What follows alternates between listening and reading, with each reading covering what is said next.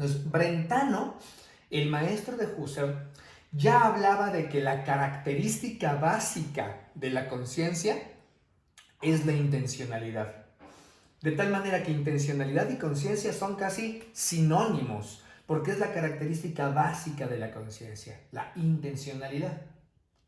Déjenme contarles ahora que Husserl pasó 2 años junto a Brentano tratando de comprender bien la manera como Brentano presentaba este concepto.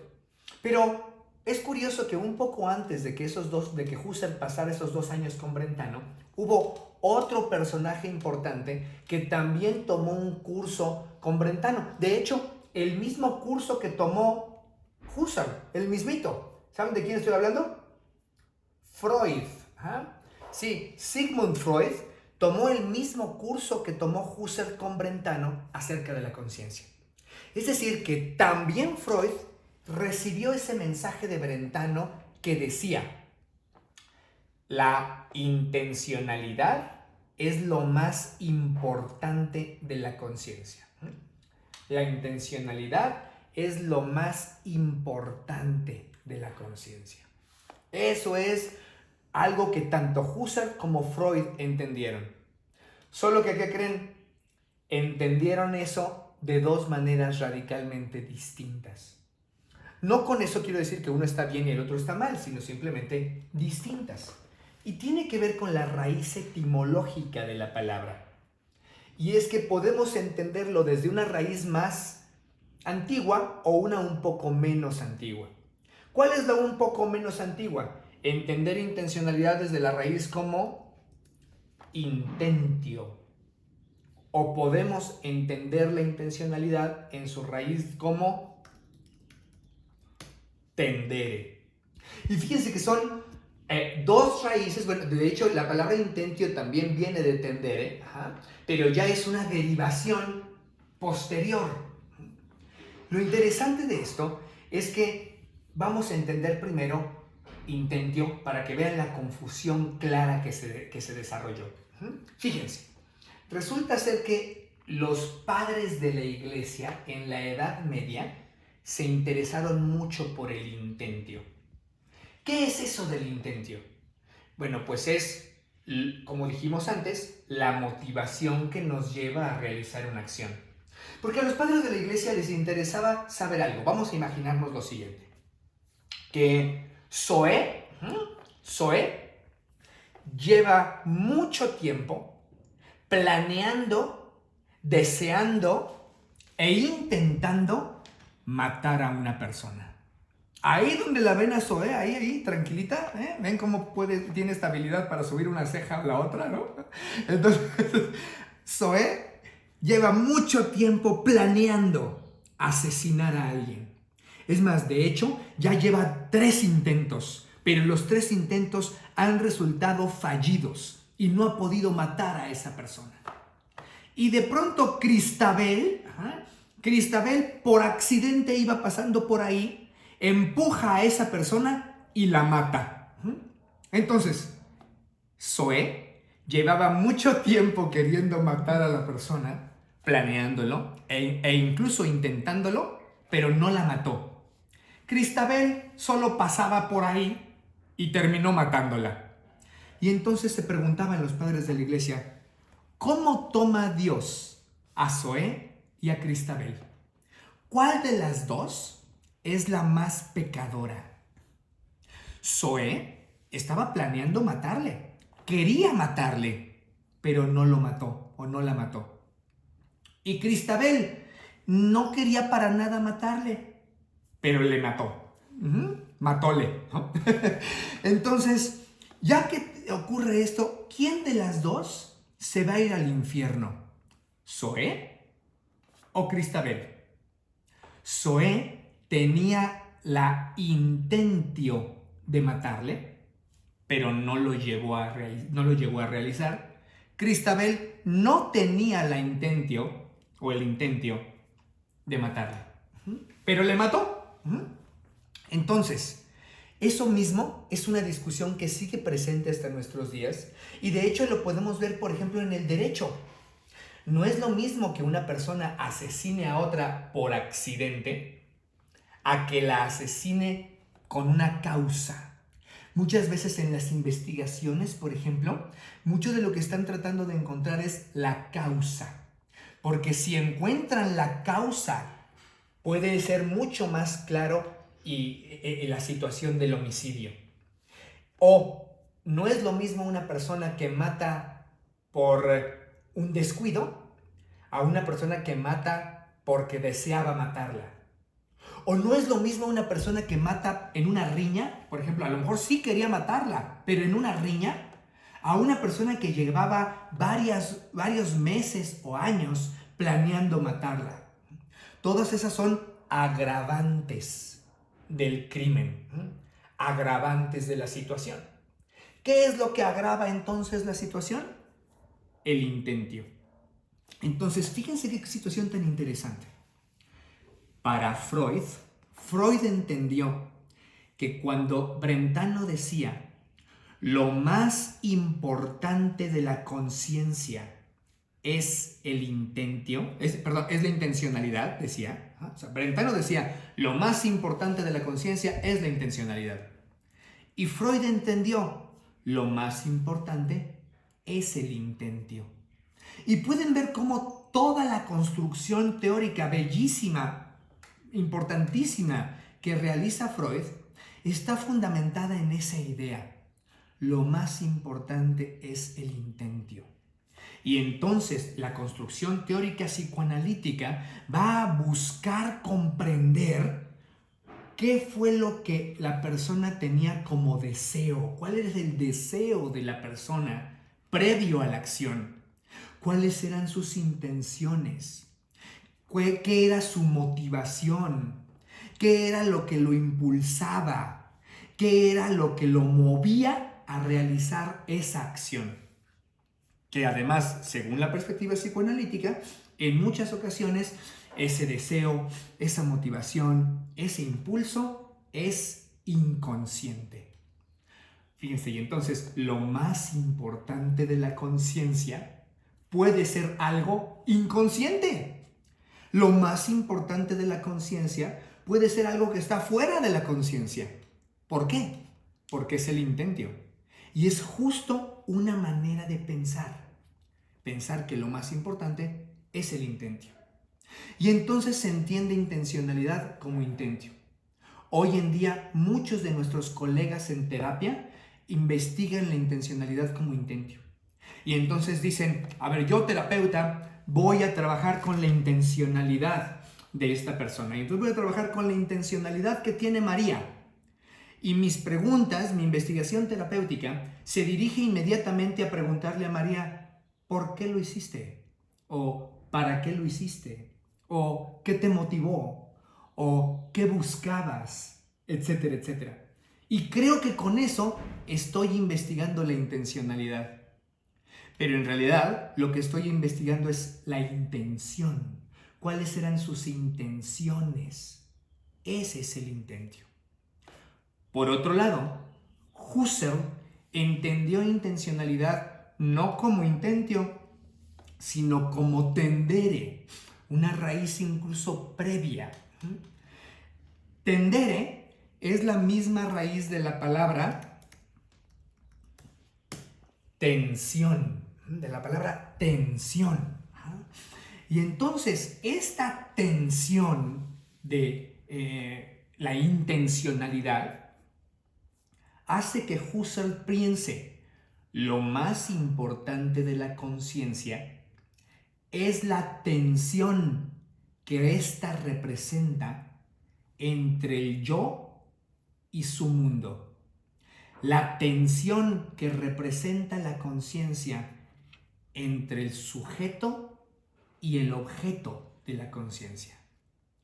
La intencionalidad, entonces, desde el punto de vista de Tendere, es el arco de la conciencia que une sujeto con objeto en el aquí y ahora. De tal manera que investigar la intencionalidad desde esta perspectiva no tiene que ver con ver cuáles eran tus motivaciones, ¿Qué es lo que estaba a priori? No. Investigar la intencionalidad tiene siempre que ver con el aquí y ahora. Tiene que ver con qué está presente para ti. ¿Qué es lo que está presente para ti ahora? Y estamos enfocándonos a la intencionalidad. Si yo le pregunto a mi paciente, ¿qué está presente para ti ahora?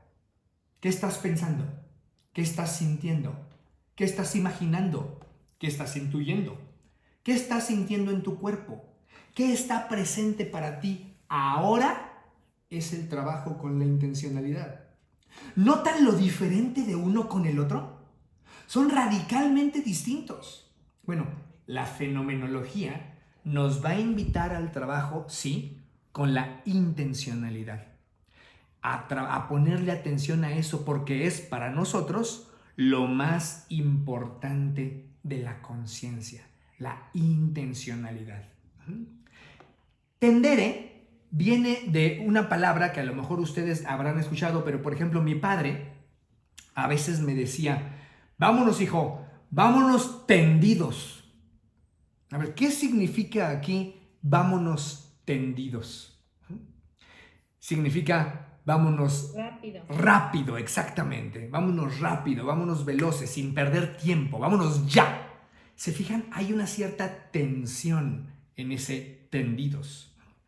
O también podemos pensar de otra manera de dónde viene el tendere. Me imagino que alguna vez en su vida, espero que alguna vez en su vida hayan tendido la ropa. ¿Alguna vez han tendido la ropa? ¿No?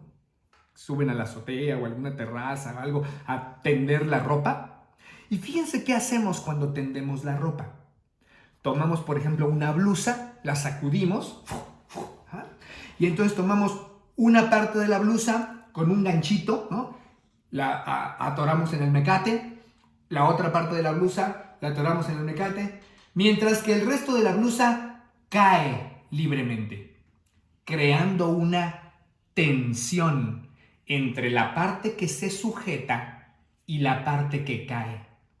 Si sujetamos toda la blusa en el cordón, en la cuerda, no se va a secar, o se va a secar pero va a tardar más tiempo y va a terminar oliendo a humedad. Si no le ponemos ningún tipo de ganchito, se va a caer completa porque no va a haber ninguna tensión y entonces probablemente tampoco se seque o se seque pero va a terminar sucia. Para que funcione, tiene que crearse una tensión entre un extremo de la blusa que queda pegada al mecate, al cordón, a la cuerda, y el otro extremo de la blusa que cae libremente con la gravedad. Por eso a mí me gusta decir que hay gente que tiende a subir, mientras que otros subimos a tender, ¿no? Bueno, en realidad es un chiste muy malo, ¿verdad? Pero no me lo pude aguantar. Bueno, el asunto es que igual que con la ropa, me imagino que alguna vez ustedes, espero que alguna vez, hayan tendido la cama. ¿Han tendido la cama alguna vez? Bueno, ¿cómo hacemos cuando tendemos la cama?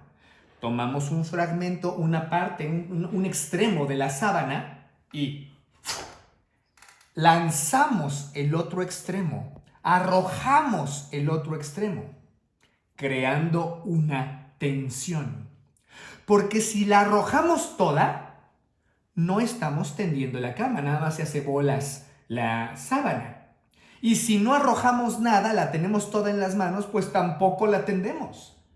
Para tender la cama necesitamos sostener un extremo y arrojar el otro, creando una tensión. Esa es la tensión del tendere. Esa es la tensión de la intencionalidad.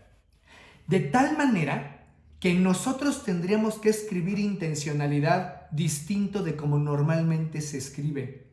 Lo correcto es que le escribiéramos así, fíjense.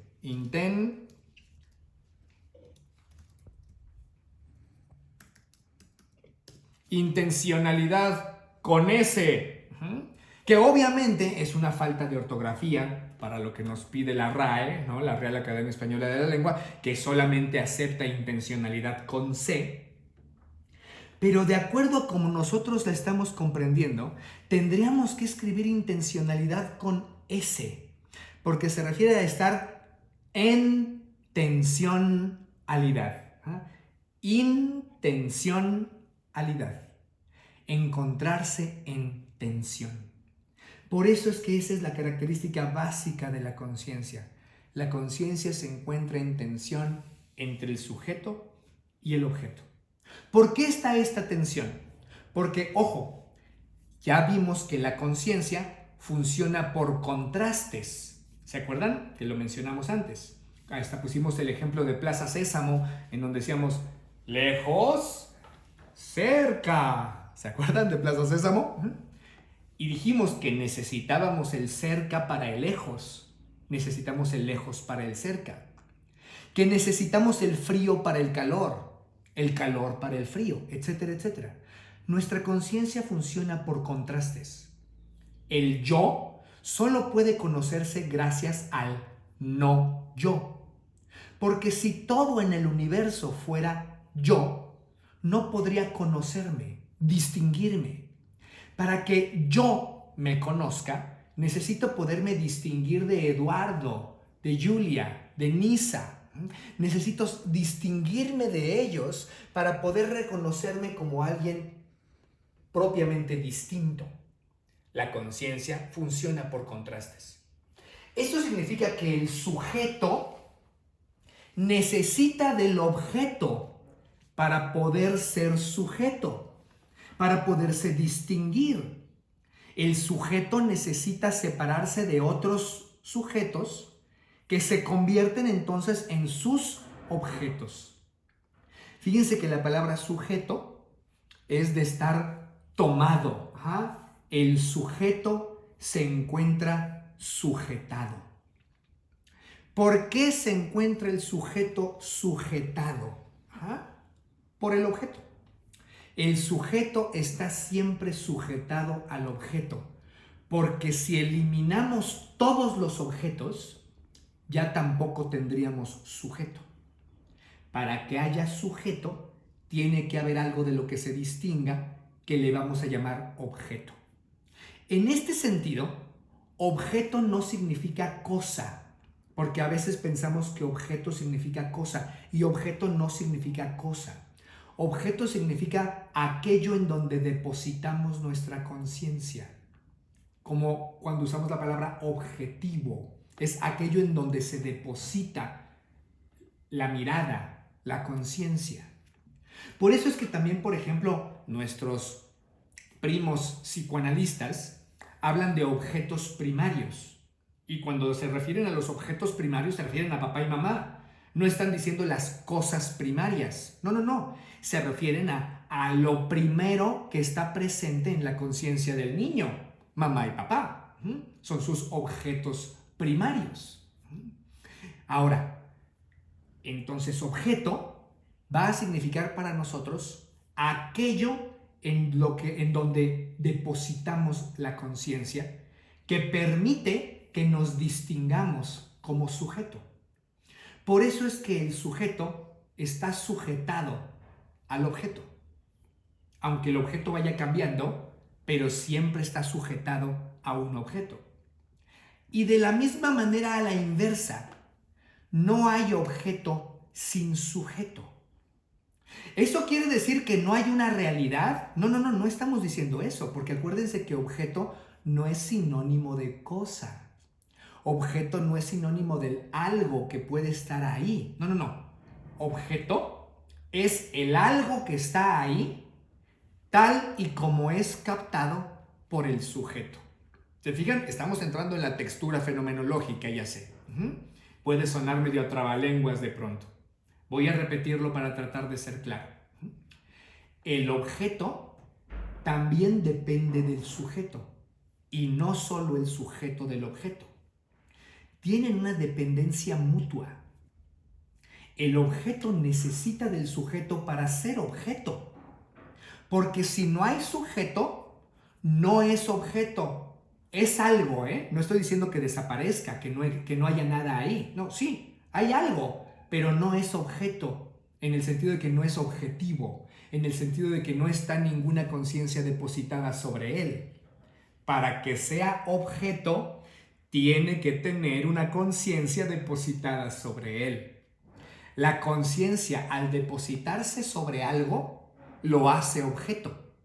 Antes era simplemente algo. Entonces, sujeto y objeto, desde la perspectiva fenomenológica, son inseparables. Un psiquiatra fenomenológico que fue amigo de Freud, llamado Ludwig Binswanger, les voy a apuntar aquí el apellido. Binswanger, ay, me faltó una N, es Vins. Que por cierto, es Ludwig Binswanger, sobrino de Otto Binswanger. Van a decir, ¿y eso a mí qué? ¿No? Pero bueno, Otto Binswanger fue un psiquiatra, ¿de quién creen? De Nietzsche. Nietzsche fue atendido por un psiquiatra famoso de la época llamado Otto Binswanger. Y el sobrino de Otto Binswanger, Ludwig Binswanger, se hizo muy amigo de Freud. Fue muy amigo de Freud, pero es interesante la historia de Binswanger porque tal vez ustedes sepan que Freud tenía una fabulosa habilidad. Se peleaba con todos sus amigos en el momento en el que sus amigos pensaban distinto que él. Es una maravillosa habilidad que tenía Freud. Con todos sus grandes cuatachos, sus grandes amigos, cuando empezaban a pensar distinto que él, se peleaba Freud. El único amigo que pensaba distinto a él y con el que no se peleó es con Binswanger. Es interesante. Ludwig Binswanger y Freud pensaban diferente y era evidente, se lo decían mutuamente en cartas. Su correspondencia está publicada, es posible leer la correspondencia entre estos dos grandes hombres. Y vemos cómo uno y otros discuten y no están de acuerdo con lo que el otro piensa, pero siguieron siendo amigos hasta la muerte de Freud. Bueno, Binswanger decía que la división sujeto-objeto, la división entre sujeto y objeto, era el cáncer de la psicología. Eso decía Binswanger. Y con ello quería decir que cuando separamos el sujeto y el objeto, empezamos a pensar de una manera que nos va a llevar a que la psicología se muera, que nos va a llevar a que la psicología termine sin ningún tipo de funcionamiento, porque en realidad el sujeto y el objeto son inseparables. Eso significa que esta idea de la intencionalidad viene a reforzar la idea de relacionalidad de la R al principio de la remistasia. Solo que aquí lo pone en términos mucho más, complejos, ya que nos habla específicamente de cómo funciona la conciencia humana. Decir que la conciencia es intencional es sinónimo de decir que la conciencia es una relación, que la conciencia es una conversación. ¿Se acuerdan que dijimos esto en la primera clase? Que para la perspectiva existencial fenomenológica, existir era una conversación. Lo tenemos aquí en este asunto de la conciencia intencional, porque la conciencia es una conversación entre el sujeto y su objeto, en donde ambos son mutuamente influenciados. El objeto influye en el sujeto y el sujeto influye en el objeto. Como en toda conversación. En toda conversación entre dos personas, cada uno influye al otro, aun si uno está en silencio y el otro es el que habla. Como ahora, por ejemplo, que ustedes están en silencio y yo soy el que habla. De cualquier manera, lo que yo les estoy diciendo está siendo influenciado por la manera como ustedes me reciben, por la manera como ustedes están atentas y veo que algunas toman nota de pronto de lo que voy diciendo, que algunos medio se ríen cuando cuento un chiste tonto, etc. Y todo eso me da esta sensación de estar siendo el que puedo estar siendo ahora con ustedes.